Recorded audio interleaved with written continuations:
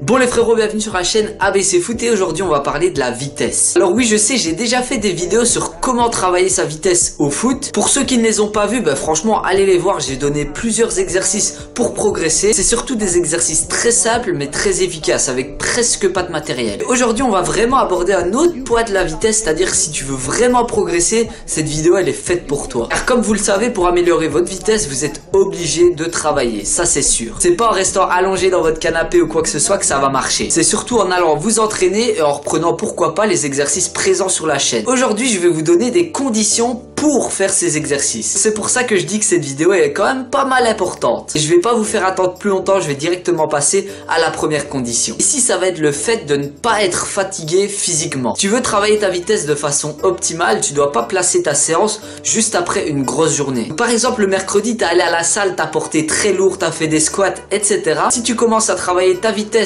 le jeudi, tu peux être sûr que ton entraînement il est foutu. Tu peux même déjà arrêter, ça sert à rien de continuer. Car oui, pour travailler ta vitesse, tu dois vraiment être frais physiquement. Et le mieux, c'est de placer ta séance de vitesse juste après un jour de repos. Comme ça, tu peux être sûr que tes muscles sont vraiment au top du top. Parce que si tu commences à travailler sur des muscles qui sont déjà fatigués, par exemple les ischio-jambiers, là on va dire que tu peux risquer de te blesser et ça, j'ai pas envie. Et sur le même poids, évite de faire ça un jour où tu es malade parce que là c'est pareil. Donc maintenant qu'on y pense, placer une séance de vitesse c'est un peu compliqué, mais après un jour de repos c'est vraiment le meilleur moment. La deuxième condition pour travailler ta vitesse de la meilleure des façons, c'est l'échauffement. J'en ai déjà parlé dans les deux vidéos où je vous montre les exercices de vitesse, mais ici je vais en parler un peu plus en détail car c'est vraiment une partie hyper importante et si tu la négliges, c'est fini, tu peux te blesser à tout moment. Et s'il y a bien un muscle que tu ne dois pas oublier, c'est les ischio-jambiers. Alors oui, j'avoue, j'ai du mal à le dire, mais c'est cette partie là, je vous montre, c'est juste derrière la cuisse ici. Imaginons que tu commences à froid à faire des sprints, etc.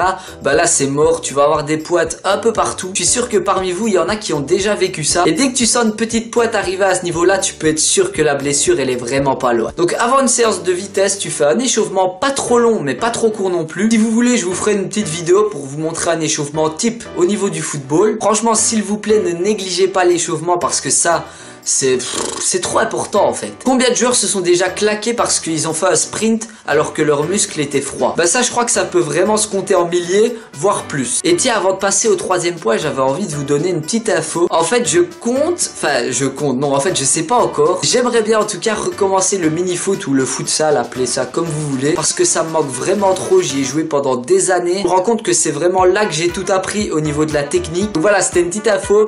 Je vais peut-être recommencer, peut-être, je sais pas encore, mais on verra. Bref, passons maintenant au troisième point. Alors comme vous le savez, une séance de vitesse c'est dur physiquement, mais c'est aussi dur mentalement. Si t'es pas au top dans ta tête, tu peux t'entraîner tant que tu veux, tu vas pas progresser. Pourquoi? Parce que tu vas pas te donner à fond tout simplement. Si t'es pas motivé et déterminé, tu peux directement laisser tomber la séance de vitesse et tu peux aller te rendormir ou faire autre chose, mais ça sert à rien de la faire. Parce que quand on travaille à la vitesse, on est vraiment à notre maximum, voire plus des fois. Et si ce jour-là, t'as pas envie d'y être, t'y seras pas et tu vas pas progresser. Mais bon, si t'es pas trop motivé, j'ai fait une petite vidéo sur la motivation, tu peux aller la voir. Encore une petite parenthèse, mais en fait je me rends compte qu'au niveau du foot, il y a tellement de sujets à aborder que des vidéos, je pourrais encore en faire des centaines et des centaines. Donc moi je crois que je vais essayer vraiment d'aborder tous les points possibles, que ce soit la nutrition, le physique, la technique, le mental, tout ce que vous voulez. Et j'espère bien sûr que ça vous plaira toujours. Bref, passons maintenant au quatrième point, qui est en fait le dernier je pense. Celui-là c'est vraiment le plus important pour mettre en application les exercices. Et donc on va parler de la récupération. Dans une séance de vitesse, ta récupération elle doit être maximale. Pourquoi? Tout simplement parce que quand tu fais des sprints,